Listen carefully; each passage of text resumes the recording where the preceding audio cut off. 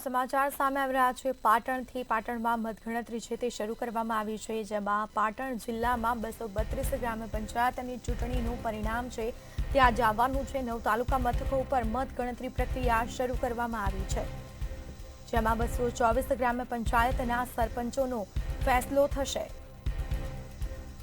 563 ward સભ્યોના ભાવિનો આજે ફેસલો થવાનો છે। તો સીસીટીવીની દેખરેખ હેઠળ મતગણતરી પ્રક્રિયા શરૂ કરવામાં આવી છે।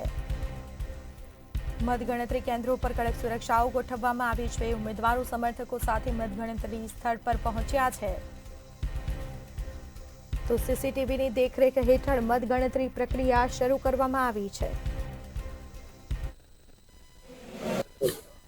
પાટણ જિલ્લાની અંદર વહેલી સવારથી મતગણતરીની પ્રક્રિયા એટલે કે 9 વાગ્યાથી મતગણતરીની પ્રક્રિયા શરૂ થઈ ગઈ છે। હાલમાં વાત કરી તો પાટણ જિલ્લાના જે સિદ્ધપુર છે, સિદ્ધપુરની અંદર જે હોમિયોપેથિક કોલેજ છે, આ કોલેજ ખાતે પણ મતગણતરીની પ્રક્રિયા ચાલી રહી છે। ત્યારે વાત કરીએ જો પાટણ જિલ્લાની અંદર 77.77% જેટલું મતદાન થયું હતું અને 9 સ્થળો પર 1284 જેટલા કર્મચારીઓ મતગણતરી કરી રહ્યા છે। જો કે વાત કરીએ તો હાલમાં આપણે કેમેરામેન બતાવશે કે અહીંયા જે વિસ્તાર છે ત્યાં 563 સભ્યોની બેઠક માટે 1225 જેટલા ઉમેદવારોના ભાવિ છે તે આજે મતપેટીમાં સીલ છે તેઓ આજે ખુલશે અને મતગણતરીની પ્રક્રિયા હાલમાં સવારે 9 વાગ્યાથી પ્રક્રિયા હાથ ધરવામાં આવી છે।